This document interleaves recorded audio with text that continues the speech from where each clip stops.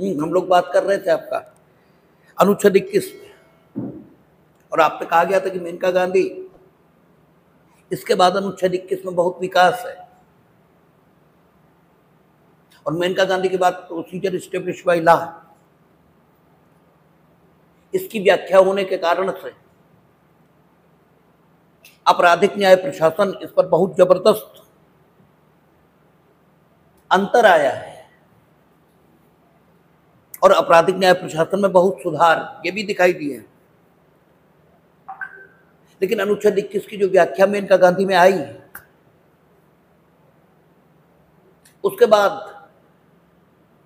ये कहा गया कि जीवन की स्वतंत्रता और प्राण की स्वतंत्रता, इसमें अनुच्छेद 19 की 6 स्वतंत्रताओं के सहित जितनी भी स्वतंत्रताएं हो सकती हैं सब शामिल है। और जब सब शामिल है तो इसका अर्थ एक ही निकल रहा है कि ऐसी कोई भी स्वतंत्रता जो मानव को प्राप्त हो सकती है वो सारी की सारी अनुच्छेद 21 के प्रभाव से मानव को प्राप्त हैं, ये माना जाएगा।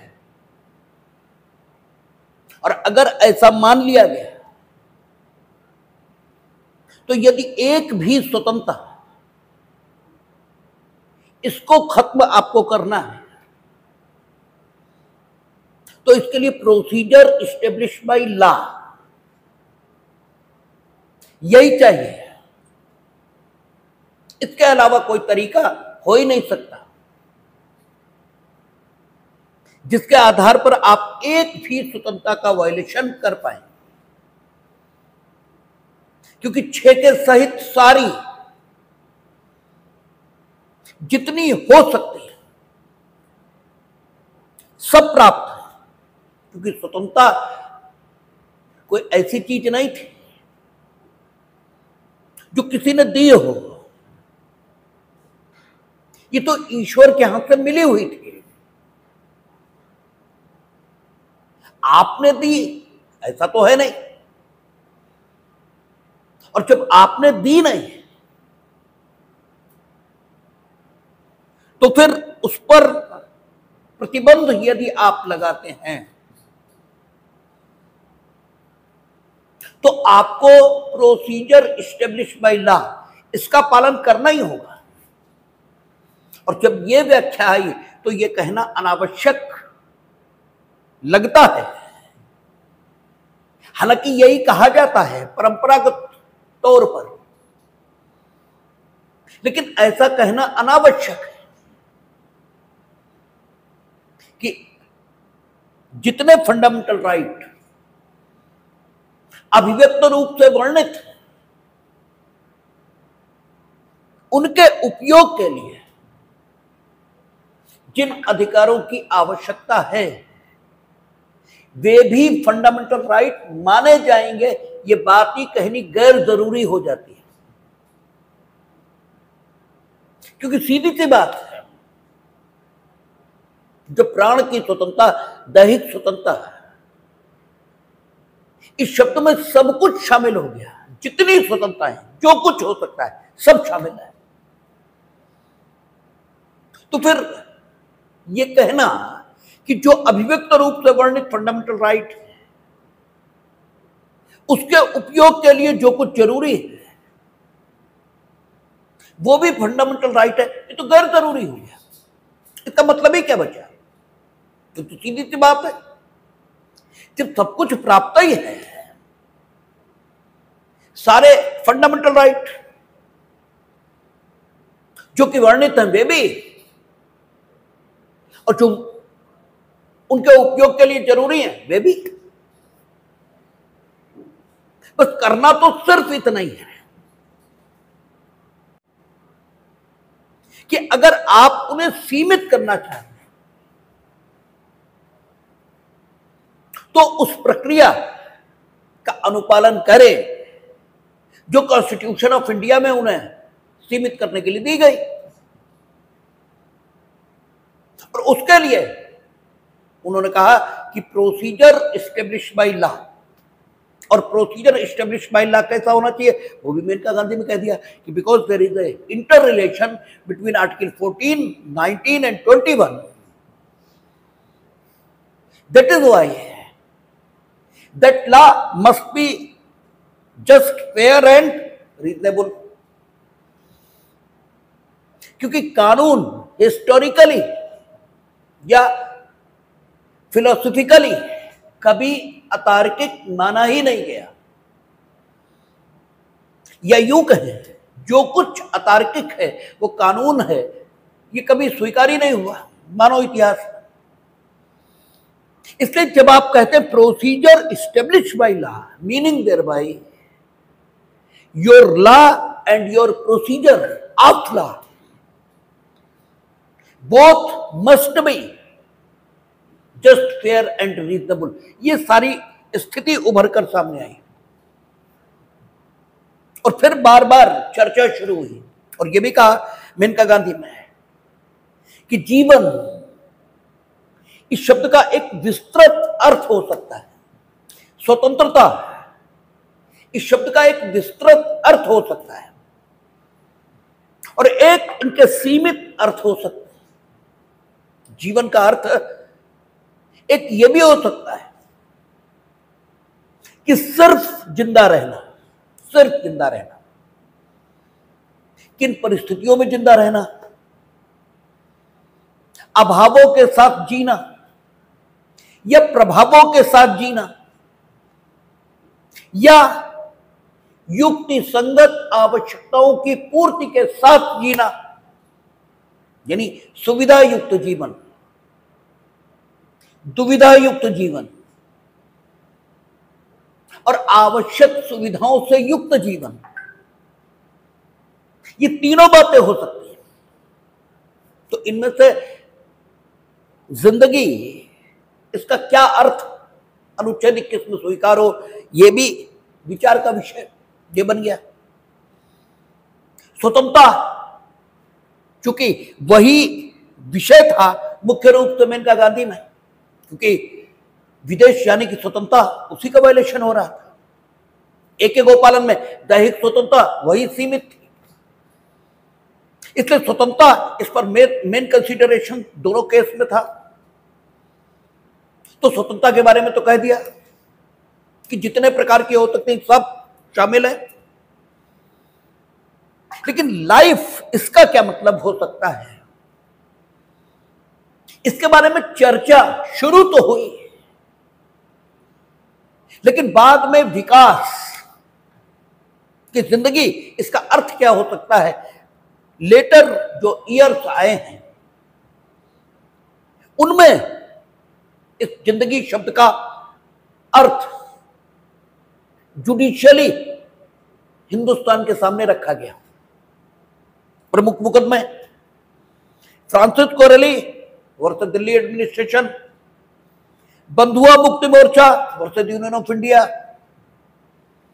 शांति star builders, Chameli Singh versus state of Uttar Pradesh, these are the, ठीक है, मेन प्रोनाउंसमेंट, ये मुख्य मुकदमे जिनमें जीवन का अर्थ बताया गया कि जिंदगी, इसका क्या मतलब हो सकता है। अनुच्छेद 21 के पॉइंट ऑफ व्यू से,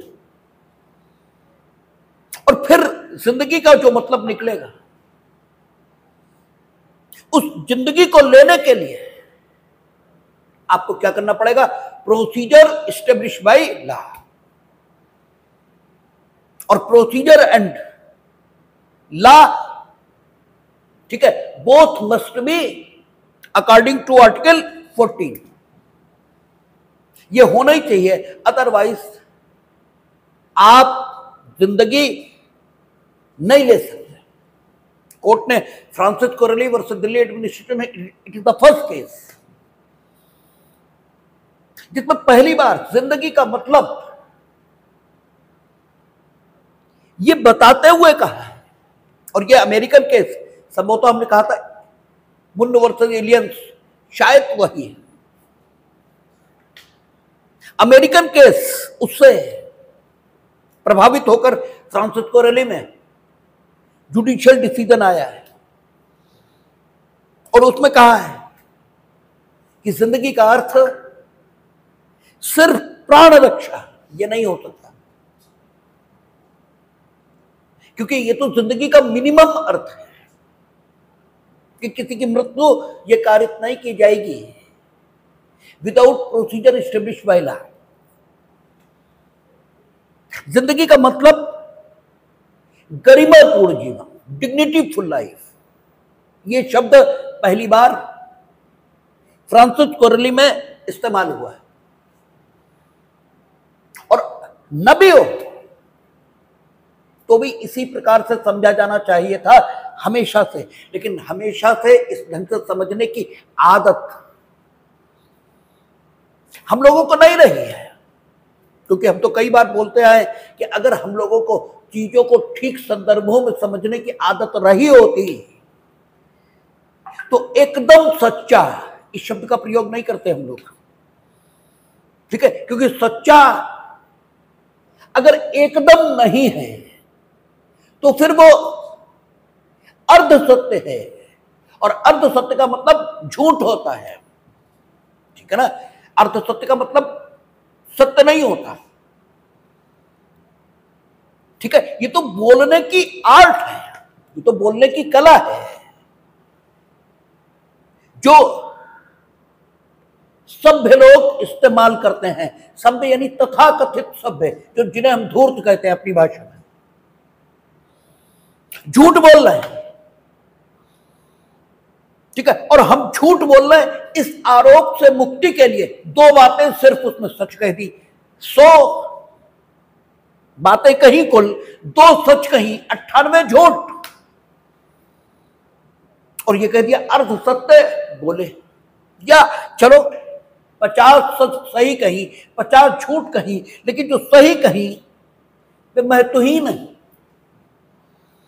जो झूठ है वो महत्वपूर्ण है, और कह रहे हैं हम अर्ध सत्य बोले, ठीक है ना।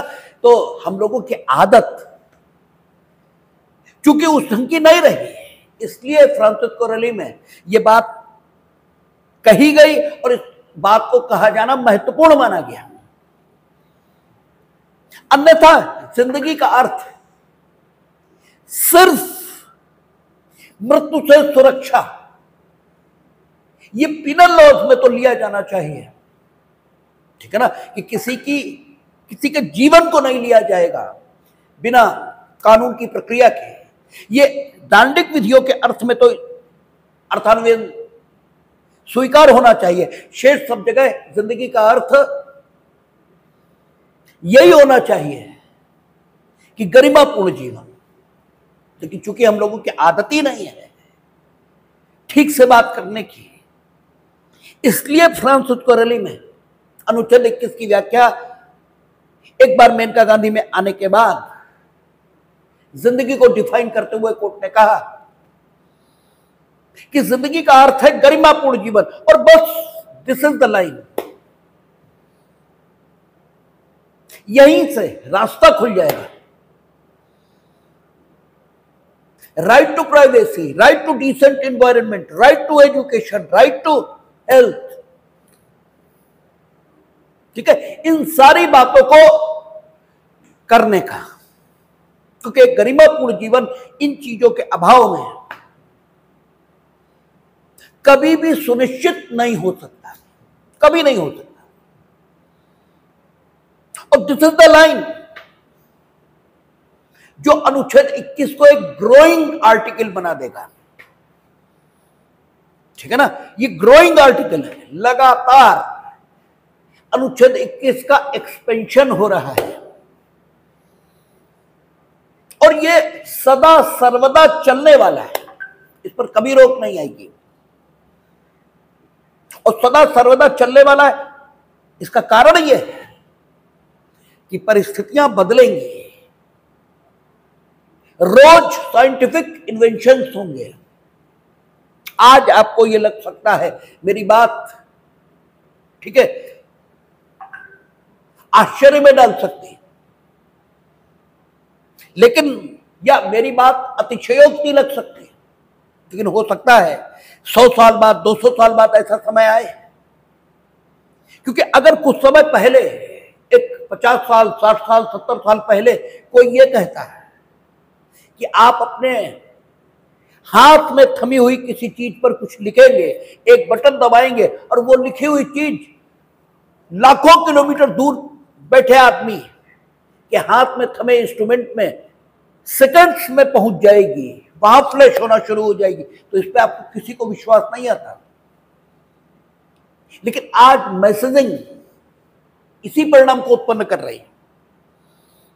तो कुछ समय बाद साइंटिफिक इन्वेंशन ऐसे हो सकते हैं कि चंद्रमा पर घूमने जाना ये रूटीन लाइफ का हिस्सा बन जाए, ठीक है ना। और तब चंद्रमा पर जाने के लिए जो आवश्यक कागजात हों उनको प्राप्त करना उसी प्रकार राइट टू लाइफ का हिस्सा बन जाए, जैसे मेनका गांधी में पासपोर्ट को प्राप्त करना, ठीक है ना। आखिर बात तो पासपोर्ट से शुरू हुई थी। क्योंकि जिंदगी इसका एडवांसमेंट रोज हो रहा है। और फ्रांसिस कोरेली में कह दिया कि गरिमापूर्ण जीवन, तो गरिमापूर्ण जीवन युग के हिसाब से बदलता जाएगा। आज जो गरिमापूर्ण जीवन माना जाता है, कल गरिमापूर्ण जीवन नहीं माना जाएगा,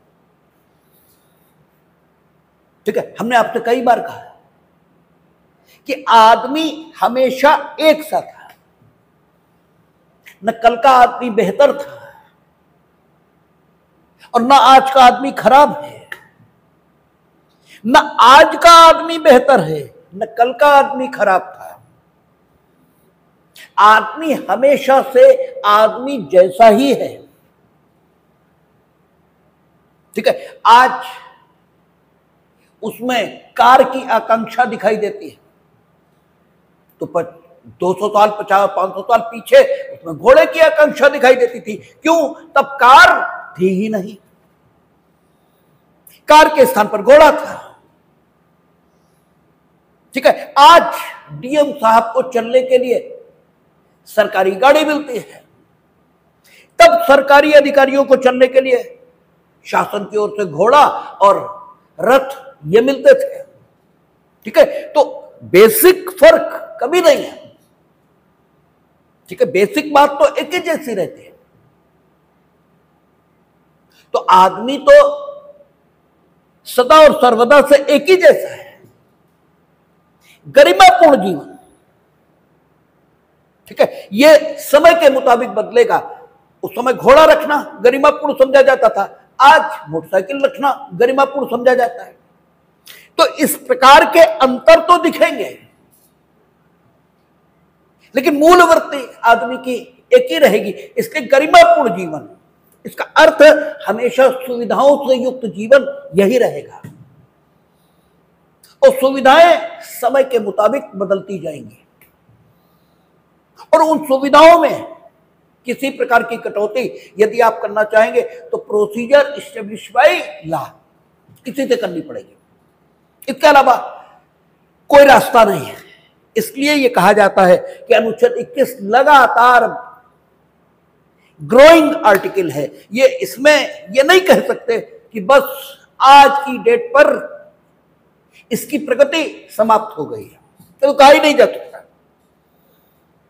क्योंकि फ्रांसिस कोरेली का महत्व ही इसीलिए है क्योंकि उसने गरिमापूर्ण जीवन ये शब्द दिया। और वो इसलिए देना पड़ा क्योंकि हम चीजों को ठीक अर्थों में न समझने के आदी हैं। अन्यथा एकदम सच्चा अच्छा आदमी, बहुत मीठा, इस प्रकार के शब्द होते ही नहीं, ठीक है ना। ये हो ही नहीं सकते। आदमी अच्छा ही होता है, सच एकदम सच्चा ही होता है, इसके अलावा कुछ होता ही नहीं। तो फ्रांसिस कोरेली इसमें गरिमापूर्ण जीवन का अर्थ बताया। और जब गरिमापूर्ण जीवन बता दिया। तो गरिमापूर्ण जीवन की आवश्यकताएं युग युगानुरूप बदलती जाएंगी, और जो गरिमापूर्ण जीवन के लिए आवश्यकता होगी उसको अगर आप रोकना चाहेंगे तो आपको प्रोसीजर इस्टेब्लिश बाय लॉ इसका इस्तेमाल करना पड़ेगा। और अगर आप प्रोसीजर इस्टेब्लिश बाय लॉ इसके बिना जीवन के लिए आवश्यक सुविधा इसको रोकने की कोशिश करेंगे तो अनुच्छेद 21 का वायलेशन माना जाएगा। और whether you are a government or legislature, ठीक है, आपके कार्य को न्यायिक पुनरीक्षण की प्रक्रिया के माध्यम से जो अनुच्छेद 32 में प्रोवाइड है just to protect fundamental rights, केवल अनुच्छेद 32 में प्रोवाइड ऐसा नहीं है। हमने आपसे कई बार कहा है कि न्यायिक पुनरीक्षण की शक्ति सुप्रीम कोर्ट की विभिन्न अनुच्छेद, कॉन्स्टिट्यूशन ऑफ इंडिया के नंबर ऑफ आर्टिकल्स उनमें दी गई है। उनमें से एक अनुच्छेद 32 भी है। उसका प्रयोग करके उच्चतम न्यायालय आपकी उस गतिविधि को रोक देगा जिसके माध्यम से आप राइट टू लाइफ को without procedure establish by law cartel कर रहे हैं। जैसे बंधुआ मुक्ति मोर्चा, उसमें जो लेबर है, बंधुआ मुक्ति मोर्चा, इस केस को हम लोग विस्तार से पढ़ेंगे कब, 23 और 24 इसकी जब बात चलेगी, क्योंकि वहां शोषण के विरुद्ध रक्षा का अधिकार यह दिया गया है। और बंधुआ मुक्ति मोर्चा में शोषण लेबर का यही हो रहा था, और शोषण होने से उसके दो फंडामेंटल राइट का हनन हो रहा था। जैसे क्रिमिनल लॉ में होता है कि आपका एक ही कृत्य विधि की दो डेफिनेशंस को आकर्षित करता है, और आपका एक ही कृत्य विधि की दो परिभाषाओं के अनुसार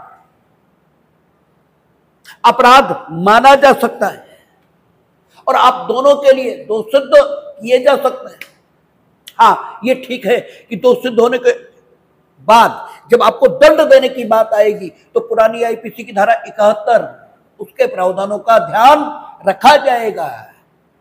वो भी तब जब अभिव्यक्त रूप से अन्यथा उपबंधित न हो, ठीक है ना। और अगर अभिव्यक्त रूप से अन्यथा कुछ उपबंधित नहीं है तो धारा 71 ये कहती है कि आपका एक कृत्य जो विधि की दो भिन्न धाराओं को आकर्षित कर रहा था उनमें से गुरुतर दंड जिसमें प्रोवाइड है उससे अधिक दंड से व्यक्ति को दंडित नहीं किया जा सकता। और अन्यथा प्रोवाइड आपको दिखाया गया है बीएनएस में और आईपीसी में। जब कहा कि दुष्प्रेरक कब दुष्प्रेरित कार्य और जो काम हो गया है दोनों के लिए आकलित दंड से दंडनीय है, वो भी चीज दिखाई गई। लेकिन कुल मिलाकर जो हमारा कहना है कि जिस प्रकार आपका एक कृत्य आपराधिक विधि की दुनिया में दो धाराओं को आकर्षित कर सकता है, इसी प्रकार आपका एक कृत्य दो मूल अधिकारों के अतिलंघन को भी या एकाधिक यानी दो से भी अधिक फंडामेंटल राइट के अगेंस्ट जा सकता है। तो बंधुआ मुक्ति मोर्चा हम लोग तब पढ़ेंगे क्योंकि बंधुआ मुक्ति मोर्चा में मजदूरों का शोषण हो रहा था। और गरिमापूर्ण जीवन, शोषण युक्त जीवन इसको नहीं कह सकते। ये दोनों अपोजिट डायरेक्शन है। अगर आप शोषण युक्त जीवन जीने के लिए किसी को विवश कर रहे हो तो there should be a law and there should be a procedure of law and both must be just fair and reasonable. और शोषण युक्त जीवन कभी जस्ट फेयर और रीजनेबल हो ही नहीं सकता, जैसे सच कभी एकदम सच्चा हो ही नहीं सकता। या तो सच होगा और या झूठ होगा। सच है तो एकदम सच्चा होगा ही होगा, उसे कहने की जरूरत नहीं। इसलिए शोषण युक्त जीवन कभी भी गरिमापूर्ण जीवन ये हो ही नहीं सकता। ये शोषण युक्त जीवन कभी भी कानून प्राधिकृत कर ही नहीं सकता, और जो कानून शोषण युक्त जीवन को प्राधिकृत कर रहा है वो जस्ट, फेयर और रीजनेबल हो ही नहीं सकता। इसलिए बंधुआ मुक्ति मोर्चा में फ्रांसिस कोरेली के बाद यह माना गया कि नहीं, शोषण युक्त जीवन यह अनुच्छेद 21 के विरुद्ध है। और शोषण आपका हुआ ये कहां कब जाता है? जब आपको आपके कार्य के, ठीक है, अनुपात में वेतन न मिले, आपको आपके कार्य के अनुपात में सुविधाएं न मिले, तब यह कहा जाता है कि आपका शोषण हो रहा है। ठीक है, और स्टेट की यह जिम्मेदारी है। ठीक है, केशवानंद भारती में कह चुके हैं कि there is a balance in between fundamental right and directive principle of the state policy. 39, अब हम लोग पढ़ेंगे directive principle of the state policy में 37, 38, 39, 41, these are the articles, ठीक है, which are saying कि स्टेट क्या करे, काम की उचित एवं न्याय संगत दशाएं, ठीक है, ये निर्धारित करने का काम करे, और साथ ही साथ ऐसी व्यवस्था बनाए कि कर्मकारों का शोषण न हो, वे जो सामाजिक जीवन है उसको अवेल कर सके, यानी सामाजिक जीवन जी सके। इसलिए अगर कोई दिवाली छुट्टी नहीं करेगा, होली छुट्टी नहीं करेगा, तो डंडे मार के उससे कराई जाएगी। ये जिम्मेदारी है स्टेट की। और आप खुद भी अपनी इंडस्ट्री बंद करेंगे, ठीक है, आप ये नहीं कह सकते कि हम तो 7 दिन काम करेंगे, 24/7 काम करेंगे। नो, क्योंकि आपकी सुरक्षा, इसका ख्याल रखना, यह भी स्टेट की जिम्मेदारी है। आपसे खूब पूछा जाता प्री में कि पब्लिक हेल्थ इसकी बात कहां की गई है, तो अनुच्छेद 47 है, वो पब्लिक हेल्थ की बात करता है। ठीक है, राज्य ऐसी व्यवस्था सुनिश्चित करेगा जिसमें लोक स्वास्थ्य, जो मेडिकल कॉलेज, हॉस्पिटल्स, डिस्पेंसरीज, इन सबको करने की व्यवस्था या इन सबको करने का उत्तरदायित्व राज्य पर रखा गया है। उसके स्रोत में, उसके मूल में जो आर्टिकल है 47, ये खूब पूछा जाता है। जब लोग directive principle of the state policy पर पहुंचेंगे तो बताएंगे आपको। तो आपका बंधुआ मुक्ति मोर्चा, इसमें फ्रांसिस कोरेली के बाद मान्यता फिर मिली गरिमापूर्ण जीवन। ठीक है, जीवन का अर्थ है। चमेली Singh versus state of Uttar प्रदेश, इसमें तो बहुत सारी बातें कही कि गरिमापूर्ण जीवन के लिए जीविका, ठीक है, रहने का स्थान, स्वास्थ्य सुविधाएं, ये सब कुछ शामिल है। मीनिंग देयर बाय, इनमें से किसी पर आप रोक लगाना चाहते हैं, किसी पर, तो procedure establish by law, otherwise नहीं। ठीक है, विधि की स्थापित प्रक्रिया, क्योंकि मना नहीं है, किया जा सकता है। ठीक है, प्राण और दैहिक स्वतंत्रता दोनों का हनन संभव है, but there should be a procedure and there should be a law, and both must be just fair and reasonable. Shanti star builders, इसमें कहा कि गरिमापूर्ण जीवन में आश्रय, इसे पाने का हक है। जरा कभी यह भी सोचा करिए कि काशीराम कॉलोनी जैसी आवास योजनाएं स्टेट कैसे लागू कर सकता है? ठीक है, क्योंकि सामान्य तौर पर तो यह कहा जाएगा कि इक्वल प्रोटेक्शन ऑफ लॉज ये होना चाहिए।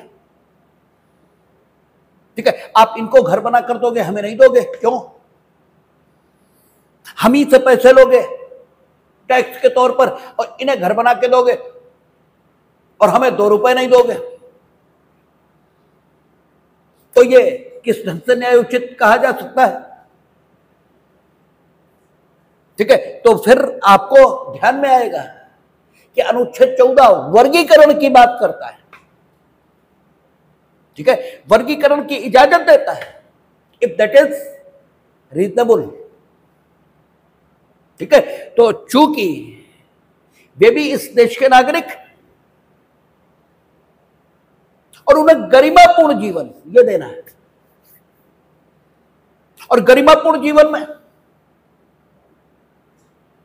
आश्रय पाने का अधिकार ये शामिल है। किसमें कह दिया?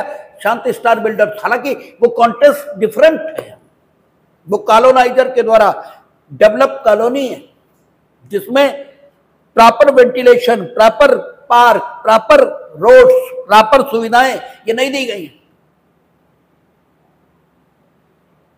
और ये कहा गया है कि लोगों ने खुद खरीदा, तो कोर्ट का कहना है नहीं, स्टेट इंटरफियर करेगा।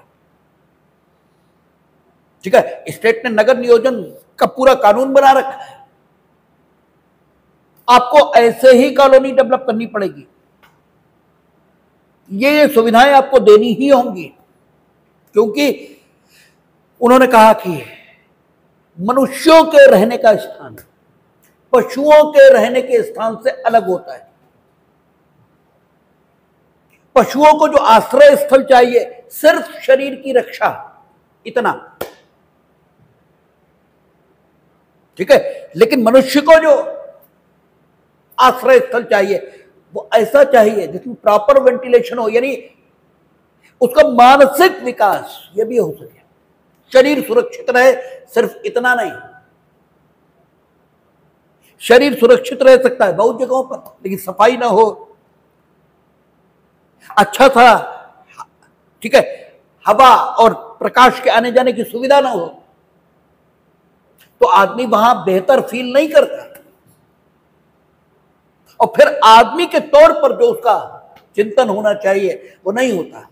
इसलिए उन्होंने कहा नहीं, आश्रय जैसा होना चाहिए मानवों का, उसमें कोई कमी यदि करना चाहते तो प्रोसीजर एस्टेब्लिश बाय लॉ, बस वही होगा, अदरवाइज नहीं करेंगे आप। तो जिंदगी इसका अर्थ बदला।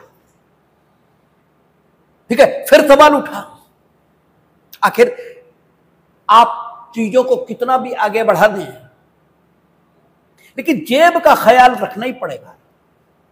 जेब के ख्याल के बिना कुछ भी नहीं हो सकता। तो हिंदुस्तान अभी इतना डेवलप कंट्री नहीं है कि यहां सब प्रकार की सुविधाएं नागरिकों को दी जा सके। इसलिए जब यह सवाल उठा है कि राइट टू लिवलीहुड यानी जीविका का अधिकार, जो कि जीवन के लिए सबसे जरूरी चीजों में से एक है, ये तो भाई सीधी सी बात है कि आप कितना ही कहते रहो कि गरिमापूर्ण जीवन ये अनुच्छेद 21 में गारंटीड है। लेकिन अगर व्यक्ति के पास जीने के साधन ही नहीं होंगे, यानी जीविका उसके पास नहीं होगी, या यूं कहें कि व्यक्ति को मारने का सबसे अच्छा तरीका यह है कि उसकी जीविका उससे छीन ली जाए। ठीक है, हम तो पिक्चरें बहुत देखते हैं, सिंह इज किंग, उसमें एक, जब ठीक है अक्षय कुमार किंग बन गए हैं, तो एक ठेले वाला जो कि एक होटल के सामने खड़े होकर के ठीक है खाना बेच रहा है, उसको हटाने के लिए होटल वाले ने पैसे दे रखे हैं और ये हटवाते हैं। तो एक और कुछ पैसे उसे देते हैं, तो वो जो सवाल करता है ठीक है ठेले वाला, वो यही है कि कितने पैसे पर्याप्त हो सकते हैं एक परिवार की जिंदगी भर की आवश्यकताओं के लिए, ठीक है जिंदगी भर उसकी जीविका चलाने के लिए, उतने हमें दे दीजिए, हम हट जाएंगे। और क्या इतने पर्याप्त हो सकते हैं? हम इनके घर पर तो लगा नहीं रहे, इनके होटल में तो लगा नहीं रहे, ठीक है हम सस्ता बेच रहे हैं, इसलिए इनके होटल के लोग इनके यहाँ खाना नहीं खाते, मेरे यहाँ खाते हैं, इसमें मेरा दोष, ठीक है वो संदर्भ अलग है। हम सिर्फ आपको ये बताना चाहते हैं कि जीविका छीन लीजिए, किसी की जीविका छीन लीजिए तो उसके सामने मरने के अलावा कोई चारा ही नहीं है। आप सीधे व्यक्ति को नहीं मार रहे हैं, लेकिन जीविका छीनकर मार ही रहे हैं, ठीक है। अब दो बातें, जब सोशल वेलफेयर स्टेट और अनुच्छेद 38, 37, ठीक है 41 या 47, आखिर लोक स्वास्थ्य की बात तो कर ही रहा, 47, और लोक स्वास्थ्य क्या खाक होगा जब आदमी को खाना ही नहीं मिलेगा, और खाने के लिए जीविका जरूरी है। और directive principle of the state policy के मुताबिक देश का वातावरण निर्मित करने का जो काम है या जो जिम्मेदारी है वो किसकी है? गवर्नमेंट ऑफ इंडिया की। ये जितनी भी गवर्नमेंट्स हैं, क्योंकि directive principle of the state policy के लिए भी स्टेट की वही व्याख्या स्वीकार होगी जो फंडामेंटल राइट के लिए, ठीक है अनुच्छेद 36 के मुताबिक। तो फिर उसमें state government, central government, state legislature, central legislature, ठीक है local authorities and other authorities सब शामिल हो जाएंगे। तो जीविका उपलब्ध कराना ये सरकार का काम बन जाएगा, लेकिन हमें अपनी फाइनेंशियल कैपेसिटी इसका भी ध्यान रखना पड़ेगा। हम तो बहुत छोटी चीज हैं।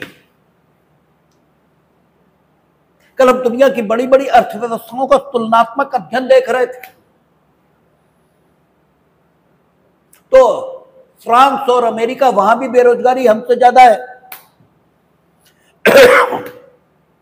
हमारे यहां 10.2 कुछ थी, वहां भी फ्रांस में तो ज्यादा ही थी, अमेरिका की हमें याद नहीं रह गई, ठीक है हो सकता थोड़ा बहुत कम हो, थोड़ा बहुत ज्यादा हो, लेकिन है इतना तो तय है। दुनिया की बड़ी बड़ी अर्थव्यवस्था में, ठीक है वो सारे नागरिकों को रोजगार नहीं दे पा रही, तो हम कहां से दे देंगे? इसका मतलब यह नहीं कि हम अपनी जिम्मेदारी से पीछे हटेंगे या जिम्मेदारी, ठीक है इसको पूरा करने से बचेंगे या उसे हम जस्टिफाई कर रहे हैं। नो, प्रयास हमारा यही होगा कि सबको मिले, लेकिन मिल नहीं सकती, ये भी सही है, ठीक है अन्य खर्च ये भी चलाने होंगे। तो फिर अगर जीविका कोई चला रहा है अपनी, ठीक है तो कम से कम उसमें रोड़ा नाटकाओ इतना तो कर सकते हो, ठीक है एक चीज तो तय हो गई कि जिंदगी के, ठीक है अधिकार में जीविका का अधिकार शामिल माना जाना चाहिए, इतना तो तय है। लेकिन किस विस्तार तक माना जाना चाहिए ये डिबेटेबल इशू है। तो पहली बार सुप्रीम कोर्ट के समक्ष संतराम यह मुकदमा पहुंचा जिसमें यह बात उठाई गई कि राइट टू लिवलीहुड, जीविका का अधिकार, मेनका गांधी के बाद that is the first case which has come before the Supreme Court, in which they have discussed about the right to livelihood. It is included under in Article 21 or not. इसमें पहली बार supreme court ने कहा कि जीविका का अधिकार जीवन के अधिकार में शामिल है। इस संबंध में सिर्फ एक लाइन कही जा सकती है कि रिजेक्टेड, ये शामिल नहीं है। ठीक है, जीवन का अधिकार, इसमें जीविका पाने का अधिकार शामिल नहीं है। ये संतराम का डिसीजन है। सुप्रीम कोर्ट लगातार अपने इस व्यू पर बना रहा है। ठीक है, वीएस नचाने मुकदमा हुआ, उसमें भी उन्होंने यही कहा, नहीं, राइट टू लिवलीहुड शामिल नहीं। लेकिन जब परिस्थितियां बदलती हैं, एक संदर्भ में आपके सामने एक बात आती है और फिर दूसरे संदर्भ में दूसरी बात आती है, चिंतन तब कंप्लीट होता है। ठीक है ना, इसीलिए कहा जाता है कि सिर्फ मूर्ख और मृतक अपने विचार नहीं बदलते, इसीलिए कहा जाता है। ठीक है, क्योंकि मूर्ख परिस्थितियों से कोई सबक लेता ही नहीं, और मृतक वो तो मर ही चुका है, बात ही खत्म हो गई। देखिए, हमने बार बार आपसे कहा कि जिंदगी के विभिन्न सिद्धांत और सारे उपयोगी, और किस समय किसका उपयोग होना है या किसका उपयोग करना ठीक होगा, इसी को सोचने और विचारने के लिए ईश्वर ने आपको विवेक और बुद्धि देकर इस दुनिया में भेजा है। इतना ये सिद्धांत ठीक है कि जो कह दिया सो कह दिया, ये भी ठीक नहीं। ठीक है, या प्राण जाए पर वचन न जाए, ये भी ठीक नहीं है। और ये भी ठीक नहीं है, ठीक है, कि हम अपनी बात कभी नहीं बदलेंगे। दोनों बातें ठीक नहीं, ये परिस्थिति है। ठीक है, जिनमें कभी तो अपनी बात बदलनी होगी और कभी अपनी बात कभी नहीं बदलनी होगी। यही कृष्ण है, वो कहते हैं यदा यदा हि धर्मस्य ग्लानिर्भवति भारत, जब जब धर्म की हानि होगी हम आएंगे, और अपनी बात पर अडिग हैं, अटल हैं। और वही कृष्ण है, ठीक है, कि एक तरफ कहा कि हथियार नहीं उठाएंगे, और जब देखा कि नहीं, मसला नहीं बनना, ये आदमी लड़ ही नहीं रहा है मन से, और ये सामने खड़े हैं जो अगर जीत गए तो ये खुद में कितने भी अच्छे हों, खुद में कितने भी अच्छे हों। यही आपको सोचना चाहिए। जैसे आप लोग कहा करते हैं ना कि हम तो कैंडिडेट को वोट देते हैं, पार्टी को नहीं। मूर्ख हैं आप। कैंडिडेट प्राइम मिनिस्टर नहीं बनेगा, ठीक है, पार्टी प्राइम मिनिस्टर तय करेगी और प्राइम मिनिस्टर देश चलाएगा, कैंडिडेट नहीं चलाएगा। तुम्हारे कैंडिडेट तो लोकसभा में हो सकता बोलने का अवसर भी उन्हें ना मिले, ठीक है, उनकी पार्टी उन्हें बोलने का अवसर भी ना दे। इसलिए वो मूर्ख हैं आप यदि आप ये कहते हैं कैंडिडेट नहीं, पार्टी को वोट दिया जाता है। हम ये नहीं कह रहे, आपको जो पसंद हो उस पार्टी को दीजिए। मानिए हमें कांग्रेस पसंद नहीं है, तो हमारे पिताजी खड़े हो गए कांग्रेस से, तो अगर पिताजी जीतेंगे तो प्राइम मिनिस्टर तो राहुल गांधी ही बनेंगे कि हमारे पिताजी बनेंगे, ठीक है। और वो आदमी मेरी अपेक्षाओं की तो विपरीत ही काम करेगा। इसलिए हमेशा यह देखा जाएगा कि क्या करना चाहिए इन गिवन सिचुएशन, यह हमेशा देखा जाता है, ठीक है। सिद्धांत जीने के सारे हैं, तो ऐसे ही। और जब विभिन्न स्थितियां सामने आती हैं तब पता लगता है। इसीलिए भीष्म ठीक आदमी नहीं है, ठीक है। आपने जिस समय प्रतिज्ञा की होगी कि हस्तिनापुर के सिंहासन पर जो बैठेगा उसमें हम अपने पिता की छवि देखेंगे, उस समय आपके पिताजी बैठे थे हस्तिनापुर के सिंहासन पे। जो कभी गलत करेंगे ही नहीं, और अब बैठे धृतराष्ट्र जिन्हें अपने लड़के के आगे कुछ दिखता ही नहीं। ठीक है, तो अब वो स्टैंडर्ड लागू नहीं हो सकते और इस चीज को अनुभव नहीं कर पा रहे। ठीक है, तो ये ठीक स्थितियां नहीं है। इसके लिए आपको विवेक और बुद्धि दी, और अगर उस विवेक और बुद्धि का इस्तेमाल आप नहीं कर रहे हो तो आप दोषी हो, तो आप दोषी हो। ठीक है, इसीलिए कहते हैं कि कानून का आदमी निर्धारित कर सकता है कि कौन दोषी और कौन निर्दोष। ठीक है, मूर्ख निर्धारित नहीं कर सकते। ठीक है, आप दोषी हो, आपने अपनी क्षमताओं का इस्तेमाल नहीं किया। ठीक है, जो आपको करना चाहिए था। तो कोर्ट ने जब बात शुरू की कि जीविका का अधिकार ये शामिल है या नहीं, तो चूंकि भिन्न संदर्भ में उनके भाई 1978 में मेनका गांधी डिसाइड हुई ना, और तो में भारत की आर्थिक स्थिति बहुत अच्छी नहीं है। ठीक है, 1978 बहुत बढ़िया स्थिति नहीं है। स्वतंत्र हुए कई साल हुए भाई, आप देखें तो स्वतंत्र हुए ही कितने साल हुए, 27-28 बरस, अरे 30 हो गए होंगे। कौन एक एक साल कैलकुलेट करे। उस समय कहा कि नहीं, जीविका का अधिकार शामिल नहीं। उसके बाद अन्य मुकदमों में भी यही रहा। लेकिन जब ओल्गा टेनिस ये सामने आया, जबकि ये देखा गया है कि गांवों से माइग्रेशन हो रहा है, ठीक है, मेट्रोस की ओर, और क्यों हो रहा है? इसलिए कि सरकारों ने सिर्फ मेट्रोस के डेवलपमेंट पर ध्यान दिया। आप सोचो, एक देश, मतलब एक देश के तौर पर तो सोचो। आप तो तब भी, आपने तो वो स्थितियां ही नहीं देखी, हमने देखी।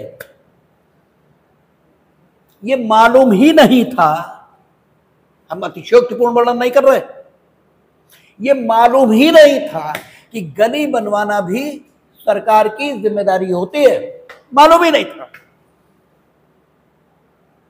ये पता था कि सड़क बनवाना सिर्फ सरकार की जिम्मेदारी होती है, और यह भी असमंजस की दशा थी कि क्या राष्ट्रीय महत्व की सड़कें छोड़कर जो लोकल महत्व की सड़कें हैं उन्हें नियमित अंतरालों पर बनवाना यह भी जिम्मेदारी है। इस पर असमंजस की दशा थी। ये तो स्थिति रही है देश में, सब कुछ दिल्ली, सब कुछ दिल्ली, सब कुछ दिल्ली। ठीक है, यही होता रहा है। ठीक है, तो फिर जब गांव में कोई सुविधा ही नहीं, लाइट नहीं, सड़क नहीं, ठीक है, आदमी मर जाए शहर तक नहीं आ सकता है, मेडिकल फैसिलिटी नहीं, स्कूल नहीं, बिजली नहीं, बाजार नहीं, तो आदमी जाएगा ही मेट्रोस को। ठीक है, तो मेट्रोस की ओर दबाव बढ़ रहा है, और जो मेट्रोस में आए तो करोगे क्या? ठीक है, तो लोग सड़क के किनारे विभिन्न प्रकार की चीजें, विभिन्न प्रकार के व्यापार जो आप देखते हैं, चाट बेचना, ये बेचना, वो बेचना, ये करते थे। अब मुंबई जैसा शहर, तो मुंबई म्युनिसिपैलिटी ने उनको हटाना शुरू किया। अब मसला पहुंचा सुप्रीम कोर्ट तक दोबारा। राइट टू लिवलीहुड, जीविका का अधिकार, अब तक भिन्न संदर्भों में पहुंचा है सुप्रीम कोर्ट तक। अभी तक इन संदर्भों में पहुंचा है कि आप हमें दो, ठीक है, और तब ध्यान रखा गया कि भाई देश की आर्थिक स्थिति ऐसी नहीं है सबको दे पाए, इसलिए कहा कि जीविका का अधिकार अनुच्छेद 21 में जीवन के अधिकार में शामिल नहीं है। लेकिन अब संदर्भ बदल गया, अब कॉन्टेक्स्ट बदला है, और बदले हुए कॉन्टेक्स्ट में कोर्ट ने यह कहा कि नहीं, ये ठीक है कि आर्थिक दशाओं को देखते हुए जीवन का अधिकार, इसमें जीविका का अधिकार शामिल नहीं माना जा सकता। यानी state is not duty bound positively, that the state must provide opportunity of job to everyone। ठीक है, ये ठीक है कि सकारात्मक रूप से राज्य इस दायित्व के अधीन नहीं है कि वो प्रत्येक नागरिक को जीविका उपलब्ध कराए, लेकिन इस रूप में जीविका का अधिकार जीवन के अधिकार में शामिल है कि यदि कोई अपनी जीविका चला रहा है तो उसकी जीविका without procedure establish by law आप समाप्त नहीं करेंगे। ठीक है, without procedure establish by law आप समाप्त नहीं करेंगे। और प्रोसीजर एंड लॉ वही पुरानी बात है कि कैसा होना चाहिए, जस्ट, फेयर और रीजनेबल। और उन्होंने कहा कि चूंकि इस पर्टिकुलर मामले में आप जो प्रक्रिया अपना रहे हैं, it is not just, fair and reasonable, क्योंकि पहले तो आप नोटिस दीजिए, ठीक है, हटने का मौका तो दीजिए। आप ऐसे कैसे कर सकते हैं कि जीविका ऐसे ही छीन लें? क्योंकि उन्होंने कहा आदमी को मार डालने का सबसे अच्छा तरीका तो यही है, उसकी जीविका छीन लो, मर तो खुद जाएगा और तो कुछ करना ही नहीं है। तो अब चूंकि भिन्न संदर्भों में कोर्ट के समक्ष समस्या पहुंची है, तो अब एक कंप्लीट चिंतन आ रहा है। ये कहा कि ठीक है, पॉजिटिव जिम्मेदारी आपकी नहीं है, लेकिन आप ये नहीं करेंगे। ऐसे ही नवाब शेर खान यानी क्या वर्सेस अहमदाबाद म्यूनिसिपैलिटी है, उसमें भी ये कहा है कि झोपड़ियां आप हटाएंगे लेकिन प्रोसीजर एस्टेब्लिश बाय लॉ। आप नोटिस दीजिए, इंक्रोचमेंट पहले चिन्ह लगाते ना, उनका लाल निशान लगा दिए गए, ठीक है, आप खुद हटाने का मौका दीजिए, ना हटे तब कार्रवाई की जा सकती है। और फिर उन्होंने दूसरी बात भी कही कि अगर एक चीज का उपयोग दो उद्देश्यों के लिए हो सकता है, ठीक है, हाथ भीख मांगने के लिए भी उपयोग हो सकता है, थप्पड़ मारने के लिए उपयोग हो सकता है, ठीक है, रोजी कमाने के लिए उपयोग हो सकता है, बहुत तरह से उपयोग हो सकता है। तो अगर सड़क का उपयोग रोजी कमाने के लिए और दोनों के साथ साथ हो सकता है, तो फिर ऐसा किया जाना चाहिए। और उन्होंने उल्गा टेलिस में कहा कि हॉकिंग यानी हाकर यानी ये जो फेरी लगाने वाले लोग, ये एक स्थान पर खड़े होकर सामान बेचने का अधिकार नहीं रखते, लेकिन उस सड़क पर अपना सामान चल चल कर बेचने का अधिकार रखते हैं। और म्युनिसिपैलिटी के स्तर को भी उन्होंने माना कि क्या हो, अगर पैदल चलने वालों को दिक्कत हो रही है तो म्युनिसिपैलिटी अतिक्रमण हटा सकती है। तो जीविका का अधिकार अब उस रूप में नहीं कि इसे आत्यंतिक अधिकार कहा जा सके, जीवन के अधिकार में शामिल माना जा सके, इस रूप में तो नहीं, लेकिन जीविका का अधिकार जीवन के अधिकार में शामिल नहीं है, यह नहीं कहा जा सकता। जीविका का अधिकार इस रूप में शामिल नहीं है कि राज्य की सकारात्मक जिम्मेदारी हो कि सबको जीविका उपलब्ध कराए, लेकिन इस रूप में जरूर शामिल है कि यदि किसी की जीविका चल रही है तो उसे without procedure establish by law नहीं लिया जा सकता। अब एक चीज और, अगर दो लोगों के फंडामेंटल राइट में कंपटीशन है, प्रतिद्वंदिता है, तब क्या किया जाना चाहिए? और यह समस्या कोर्ट के सामने पैदा हुई जब एड्स से ग्रसित पेशेंट्स ने शादी करने के हक की मांग ये शुरू की। 2-3 मुकदमे, यक्स वर्सेस जेड हॉस्पिटल, ठीक है, क्योंकि नाम लिखे नहीं जाते एड्स पेशेंट के, ठीक है, एक और है, ठीक है, ये सवाल पैदा होने शुरू हुए। एक्स वर्सेस जेड हॉस्पिटल, इसमें स्थिति ये थी कि एक पेशेंट को एड्स ये था, वो एक डॉक्टर के पास इलाज कराने गया था। डॉक्टर को उसने जानकारी दी थी कि अमुक लड़की से उसकी शादी होनी है। डॉक्टर ने अमुक लड़की को सूचित कर दिया कि ये एड्स के पेशेंट हैं। लड़की ने शादी से इनकार कर दिया। ठीक है, इनका तर्क ये था कि राइट टू प्राइवेसी ये हमारा फंडामेंटल राइट है।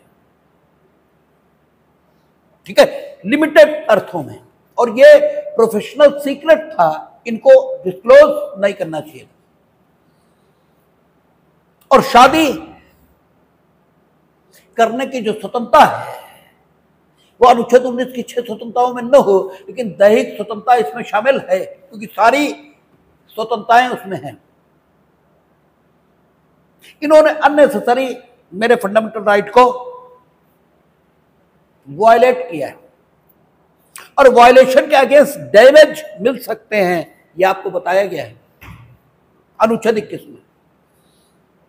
इसलिए अब यह तो नहीं किया जा सकता कि उस लड़की के दिमाग से वो मेमोरी हटा दी जाए, ये तो हो नहीं सकता। ठीक है, लेकिन हमें डैमेज दिलवाया जाए। दूसरी ओर डॉक्टर का कहना था कि ये हमारा नैतिक कर्तव्य है, और बात ठीक है कि it is my professional ethics. ठीक है, यह हमारी पेशेगत नैतिकता है कि हम न सिर्फ पेशेंट का इलाज करें, बल्कि बीमारी के प्रसार को रोकें और एक हेल्दी पर्सन को इन्फेक्टेड होने से या इन्फेक्टेड होने की संभावनाओं से बचाएं। और इसलिए हमने लड़की को इन्फॉर्म किया। ठीक है, अब दो कॉम्पीटिंग इंटरेस्ट हैं, और फिर लड़की, इसका भी फंडामेंटल राइट है। ठीक है ना, जैसे राइट टू प्राइवेट डिफेंस आप अपने लिए और दूसरों के लिए भी उपयोग कर सकते हैं। ठीक है, ऐसे ही हम अपने फंडामेंटल राइट की रक्षार्थ और दूसरे के फंडामेंटल राइट की रक्षार्थ दोनों के लिए काम कर सकते हैं। इनका जीवन बचाना एज ए डॉक्टर अगर मेरा दायित्व है, तो उसका जीवन बचाना भी मेरा ही दायित्व है। ठीक है, तो हमने बताया, मसला सुप्रीम कोर्ट तक पहुंचा, और सुप्रीम कोर्ट ने इसमें कहा कि जब दो मूल अधिकारों के बीच संघर्ष हो, तो फिर हमें यह देखना पड़ेगा कि लोकहित, पब्लिक इंटरेस्ट और लोक नीति, इसको सुरक्षा कहां मिल रही है। क्योंकि लोक नीति और लोकहित, इसको सुरक्षा इसी में मिल रही है कि लड़की को बता दिया जाए। ठीक है, क्योंकि उन्होंने कहा ठीक बात है, जो एचआईवी इन्फेक्टेड आदमी है उससे भेदभाव नहीं किया जा सकता, क्योंकि मेडिकल साइंस ये कहती है कि साथ रहने से एड्स नहीं होता, लेकिन शादी के बाद जिस ढंग से साथ रहना है उससे एड्स होता है। इसलिए यह बताया जाना बिल्कुल उचित था। और दूसरे मुकदमे में सरकार ने क्या किया, एक लेबर जो कॉन्ट्रैक्ट लेबर था उसे इस आधार पर नौकरी से निकाल दिया कि ये एड्स पेशेंट है। उसको कोर्ट ने बिल्कुल अनकॉन्स्टिट्यूशनल माना कि ये नहीं कर सकते आप। एक तो राइट टू लिवलीहुड उसमें शामिल है, और दूसरा ऐसा कोई डेटा नहीं है जिसके आधार पर यह कहा जाए कि अगर वो अपना काम करेगा साथी कर्मचारियों के साथ तो किसी और को एड्स हो जाएगा। तो आपका ये कदम अतार्किक है, और अतार्किक अगर है तो मनमाना है, और मनमाना है तो 14 के विरोध में और 21 के भी विरोध में है, उसको अनकॉन्स्टिट्यूशनल किया। लेकिन जहां तक शादी का मसला है उसको कोर्ट ने ठीक माना है। एक मामले में कोर्ट ने और किया, वो सरकार ने, कि जो एचआईवी इन्फेक्टेड लोग थे उनको एक जगह पर काम करने के लिए जगह उपलब्ध कराई और उनके बच्चों को उनसे अलग कर दिया।